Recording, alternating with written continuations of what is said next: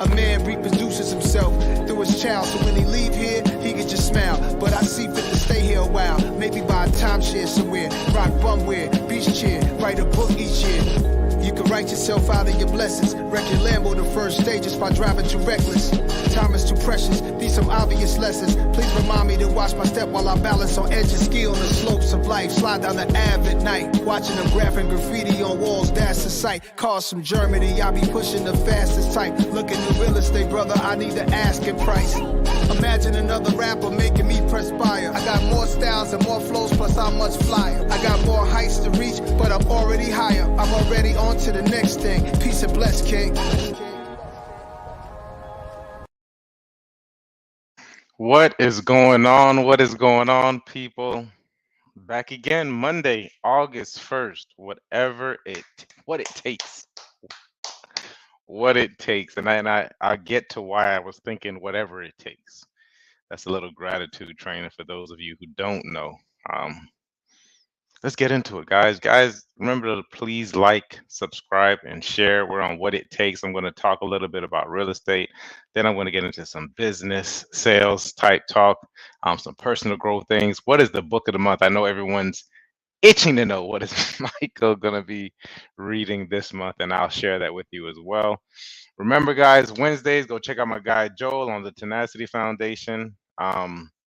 What is that, 12:30? It starts with me. Check him out. He's doing some awesome things over there, interviewing all different types of entrepreneurs, etc. Go check him out, guys. And remember, on Fridays we have Community Beacon. Check us out. Me and Joe, the co-host with the most. On this month, we'll be talking about time. Really, the question is time serving you? But this entire conversation is going to be based around time. So I want you guys to check that out. Without further ado, because I need to get to sleep on time. I'm getting more sleep now. I know you guys are excited for me. Let's get into some real estate news. Let's get into it, guys. All right, everybody knows. They spoke about it. The Feds hiked up the interest rates again, another 3/4 of a point on Wednesday. And here's the thing. The average rate of a 30-year fixed rate mortgage actually fell to 5.3% from last week's 5.54%. And I know every time they say the Feds increase it, normally we'll see it go up. Let's see what they have to say. The Associated Press has to say. Average long-term U.S. mortgage rates retreated this week, just as the Federal Reserve announced another big rate hike in its bid to get 4-decade high inflation under control. Yep, it's been interesting. I know a lot of us are starting to feel it, especially at the gas tank. And I don't know if you all have noticed as well, like groceries are like the stock market now. One day you go and you buy grapes for me and my grapes for $5.49. The next week there's $7, and now they're back at $5.49. So it's been an interesting take on it. It says mortgage buyer Freddie Mac reported Thursday that the 30-year rate fell back to 5.3 from 5.4% last week. 1 year ago, the average 30-year rate was 2.8%. Can you believe it? It almost seemed like ages ago, guys. The average rate on a 15-year rate mortgage, popular among those who refinanced their homes, also retreated to 4.58%. That's not bad. 4.75% last week. A year ago this time, the rate was 2.1%. My Lord. The Fed on Wednesday ratcheted. That's an interesting word. Ratcheted up its main borrowing rate by 3/4 of a point. The second such increase, in less than 2 months. The central bank also raised its benchmark rate by 0.5 point in May, rapidly hiking rates risk tossing U.S. economy into a recession. But it's the Fed's most powerful tool to get price increases back to its 2% annual target. All right, what does it mean for us? Us in real estate. Here we are. Higher borrowing rates have discouraged house hunters, very true, and cooled what was once a red-hot housing market, especially at the prices. I mean, in the average price in Palm Beach County was right around $500,000, and it was right around $500,000. So that extra percent makes a difference. For anything under 5, you're going to see it's going to go back to a seller's market, though. So this is an interesting time to buy. One of the most important sectors of the economy, the National Association of Realtors, my guys, reported earlier they take my money every year. This month, sales of previously occupied U.S. homes slowed for the 5th consecutive month in June. We'll talk about it. Home prices kept climbing last month. We'll talk about it, albeit at a slower pace than earlier this year. Even as sales slowed, the national median home price jumped 13.4% in June. This is nationally, it was 416,000. That's an all-time high according to data going back to 1999. The National Association of Realtors said. To give you some contrast to this, in 2017, it was around $278,000 was the national median home price. Now it's $416,000. So you could have bought it, yeah, actually, and I'm thinking about a home right now. If you bought it in 2017 for 200, and it was around 207, well, actually it was 290,000. That home is probably worth close to 500,000 now. They could easily get, I'm thinking of a certain family, they could easily get 400, they could easily get 430, 450,000 for that house. And they bought in 2018, actually. The Mortgage Bankers Association said Wednesday that the mortgage applications have declined. Of course. I mean, okay, from refinancing, that's what I was looking at. And refinancings are down 83%. I wonder if this is how they do statistics as well. So it's like you have to do your research on your research. I wonder if they combine these two. I wonder if they combine like the 83% with it, and then they also, because I mean the mortgage application is the mortgage application, right? Maybe I'm reading too much into it. Layoffs in the housing and lending sectors have already begun. Yep, that's true. Look who's doing it.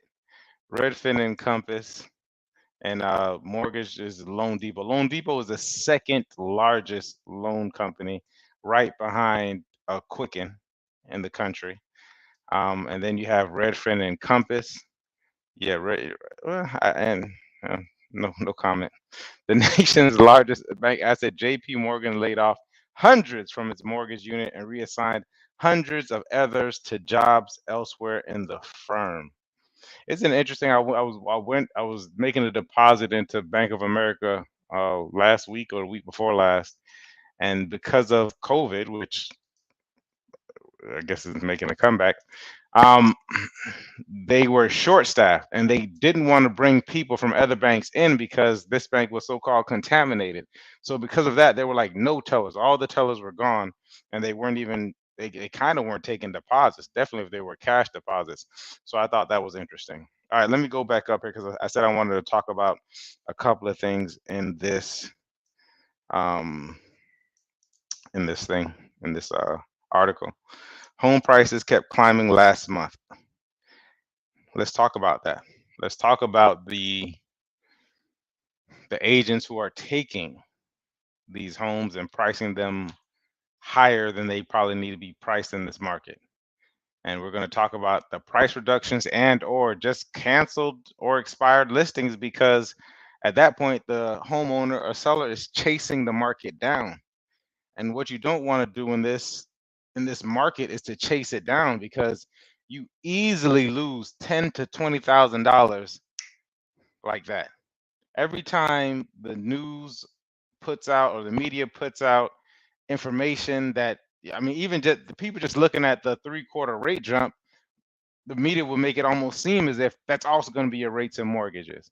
So with a lot of this uncertainty going on, you have to hire a real estate professional, guys. Have to hire them.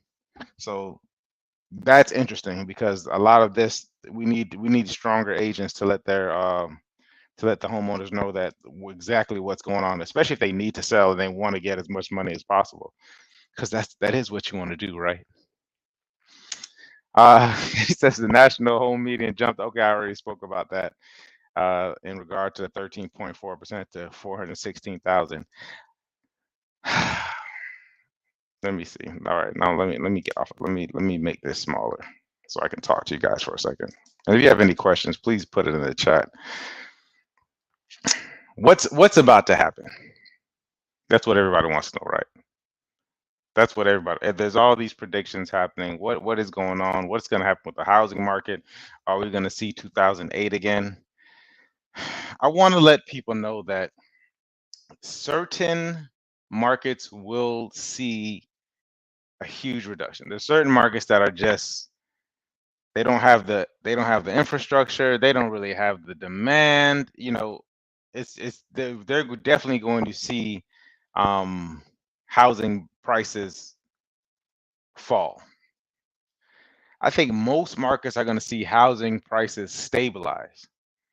We're still going to see an increase in housing prices. I think they're going to stabilize. They're going to settle right around, maybe a little bit. We're going to see a couple of price reductions for people who have to sell. But for the most part, we're going to see a healthier housing market on both sides. I mean, the sellers from January, even a little bit before January, I would say December until about May, were just anything goes. What we're going to see now is sellers are going to have to come to the table and price their home right. If they even want it to be seen, that's number one, because just the increase of the rates going up, a percentage from 4 to 5, that's going to take a lot of buyers out of the pools that could have afforded those homes. But we're in South Florida, guys. We're still, I'm seeing luxury condos go up from left and right. I got my cousin Chris, who's general contractor, who has done some amazing things, and he's always sending me these articles of other condos going up, especially downtown West Palm Beach. Have you been to downtown West Palm Beach lately? We need to take a trip. All right, perfect. So that's that with the housing news. We're going to go on into the books, and I thought I wrote this. I guess I didn't save it, right? Still reading the 4 agreements. Last month, I did a month of don't make assumptions. And here's the thing, and this is what I realized in the last month of not making assumptions. Let me put that here, is that we're going to make assumptions. I think it's good not to verbalize and to actually think things through. Think things through. New information comes around all the time, but making an assumption it's a mechanism. It's a defensive mechanism, a survival mechanism. It's just you're taught to, it's just to keep you safe. This is your brain keeping you safe. However, you do get new information. You do get to think it through. You do get to ask questions. So I love it. That was a great month of not making the don't make any assumptions. This month is going to be always do your best, as it's down there on the screen. We can do it together.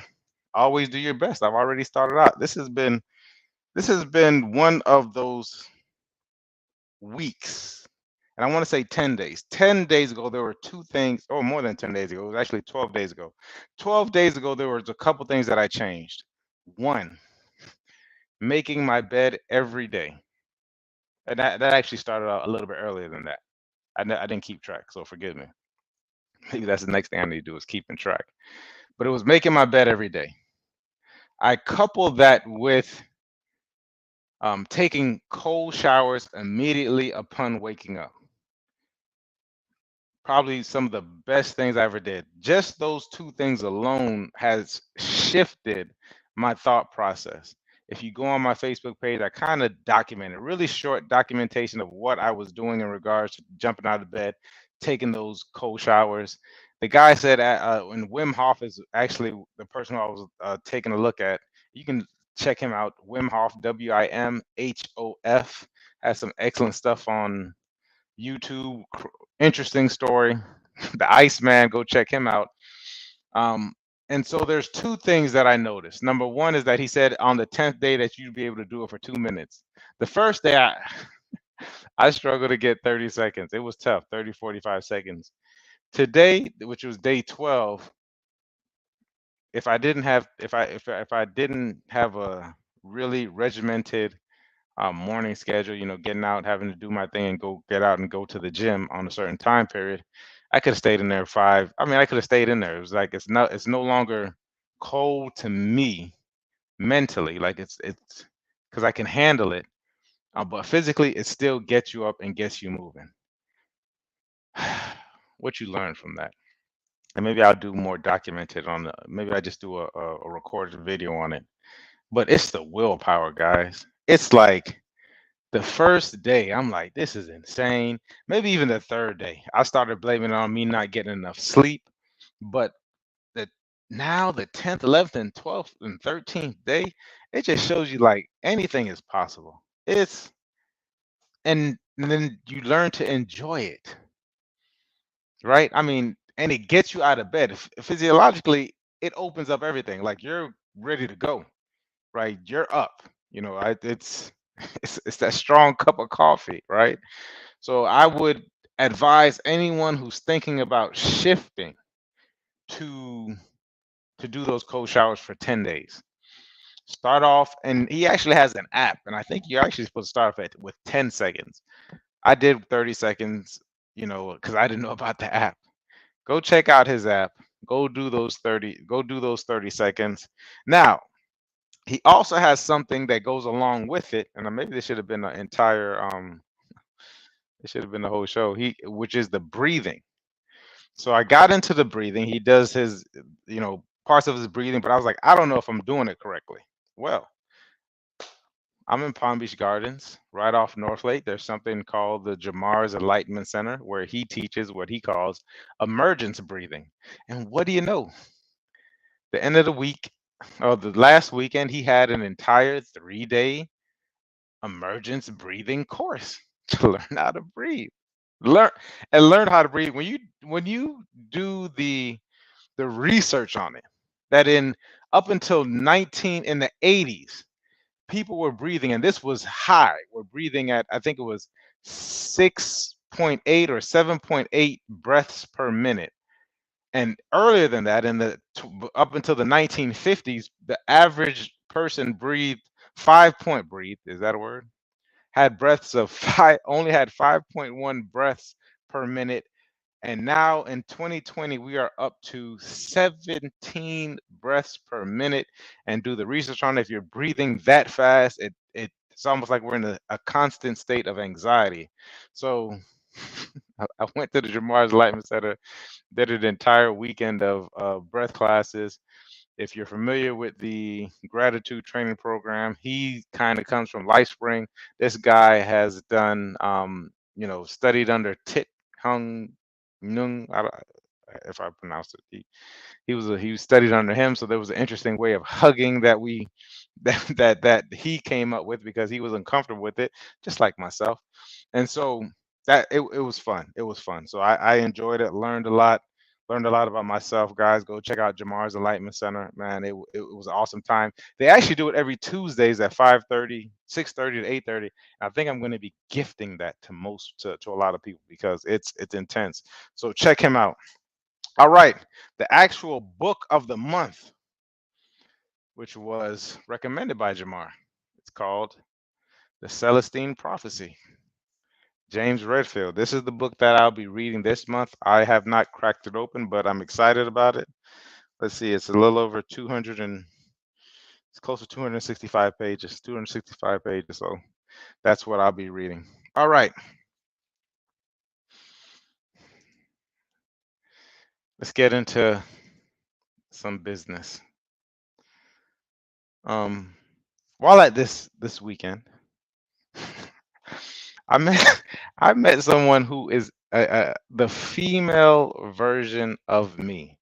So what does that mean? She's awesome. That's number one. Number one, she's awesome. But it was interesting experiencing a person who's who I'm like, wait. I mean, and it's almost like I felt a second me in the room. So it was crazy the entire time. And I guess I would describe it as, and I guess this is people's interpretation of it, because it was my interpretation of this person who I felt was just like me. Very passionate, very into it. But one of the things that this person did was she gave a lot of information. I mean, like an overload of information. I'm just like, that's what I do. That's what I do. Very excited, very passionate, gave it communicated very succinctly, but it was just a lot. And she's doing awesome things, very successful. She has an app that's insane, especially surrounded around holistic healing and medical healing. She was in the medical field, so I mean, talking about different modalities, etc. I mean, the app is just so encompassing, and I started checking it out. It's gonna be it's and I don't say this much about apps because everybody has an app, everybody wants to do this, but I think Gary Vaynerchuk spoke about when you have, he doesn't look at the thing, he looks at the people. And if she is indicative of the other people who are behind the app, especially with all the money, but it's well done. So that's number one. It's not a run of the mill app, and I think she's gonna do very well with it. Um, but that was my thought process. So I don't want, I'm gonna work on not sharing as much information because it's overwhelming for a lot of people. Because I felt that way at points of times. Awesome person though, and awesome things going on. Um, so the title of today's thing is, as you see it down there, is it's stop being extra. I'm going to be very brief. I'm going to be very brief. Some thoughts that I surrounding this. Stop being extra, meaning I've been doing this entrepreneurship thing for a while, business for a while. And especially in my early 20s, you have these ideals of you're going out and you're going to change the world, which you most of us are. If we're not going to change, we're going to change certain people. You may not be the actual huge change in the world, but you're going to ignite flames, which is what you're supposed to do. I want to remind you guys that is what you're supposed to do. And I think our egos get caught up believing that we are the one. You know, I'm thinking back when I first got into real estate. You know, you want to start off by changing entire neighborhoods, nations, etc. Nothing wrong with that. Nothing wrong with having a huge vision. They say your vision should be scary. If it's not scary, then you need to get a bigger vision. Um, that's fine. But here's the reminder, and I kind of hinted on this. Let me be brief, guys. Is that the models are already there. The Bible talks about there's nothing new under the sun. What you have to do is you need to find your own authentic way to present the information that is already there. There's absolutely nothing new. Everything is here. It's been here. Most of the things we've already forgotten. We've put it on different platforms. We have this new technology. Understood. But what happens is that everyone's attempting to not even recreate, trying to invent something new, something bigger and better. The wheel is already a circle. The tires, the wheels on your car, they're circles. It's hard. I mean, the next to be something, the next thing is flying, right? I guess, right? Is to get you, or teleporting, right? The odds are not there for you. So instead of making this entirely new thing, which most people who are budgeting entrepreneurs, they don't know how to raise money. And matter of fact, most people with the money aren't even listening to them. So it's like the best thing for you to do is not to be the newest thing, be the different thing, or be the best thing. Those are the two options that most of us should take, and we don't, because we look at people like, and I just saw him in the news, which was funny. You guys don't understand how many things are just popping out for me. But I was talking about Elon Musk. Everybody was Elon Musk this, Elon Musk that. Then you have his father, like the legend of Elon Musk is like, oh my God. But then you go back and his father just spoke about him. Guess they have a tumultuous relationship. I guess who doesn't? Someone said you don't become a man until your father passes. Um, his father just said like we were doing these things before Elon. And I want you to go back and check out his history. I want you to go back and check out a lot of these different people's history. Like actually really do the history on them, and you'll understand that a lot of these things tend to be fabricated. Like, oh, he was this person, he had this ideal. And that's not to take away from the fact that I don't think that these guys work their tails off. But there's a lot of timing involved in it. There's a lot of luck involved with it. There's preparation absolutely is involved with it. The circle is huge as well. Think about where they came from. A lot of us, you are the first person to go in and do a lot of these different things, so-called break the mold. And you can. It's not tough to do it. But stop being extra. Okay? You have something, figure out how to attach it to a model, something, and start to fast track that. And here's the thing. Once you become comfortable, once you get out of the struggling mode, because most of us operate in struggling mode. Once you get past the struggling mode, once you get into a mode of where you are good, the money's coming in, you don't have the worries of the bills being paid, having to go thinking about getting another job or quitting what you're doing, like, oh my God, look, this week I don't even know if I'm going to make it this week.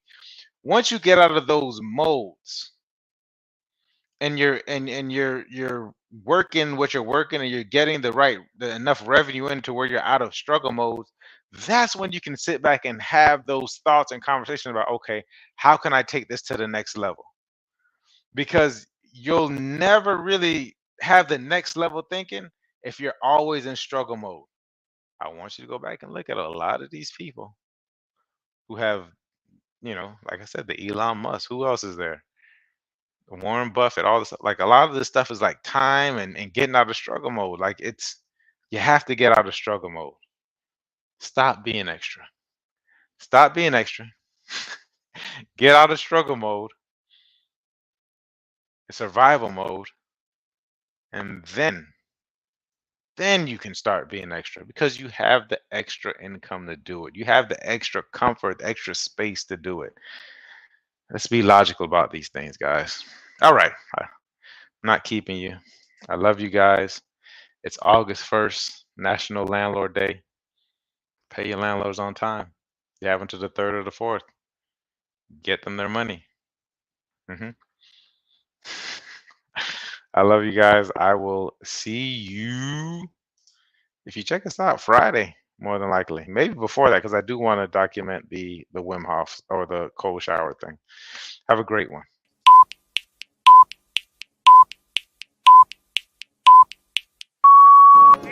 A man reproduces himself through his child, so when he leave here, he can just smile. But I see fit to stay here a while, maybe buy a timeshare somewhere, rock bumwear, beach chair, write a book each year. You can write yourself out of your blessings, wreck your Lambo the first day just by driving too reckless. Time is too precious, these some obvious lessons. Please remind me to watch my step while I balance on edges, ski on the slopes of life, slide down the Ave at night, watching them graphing graffiti on walls, that's the sight. Cars from Germany, I be pushing the fastest type. Looking at real estate, brother, I need the asking price. Imagine another rapper making me perspire. I got more styles and more flows, plus I'm much flyer. I got more heights to reach, but I'm already higher. I'm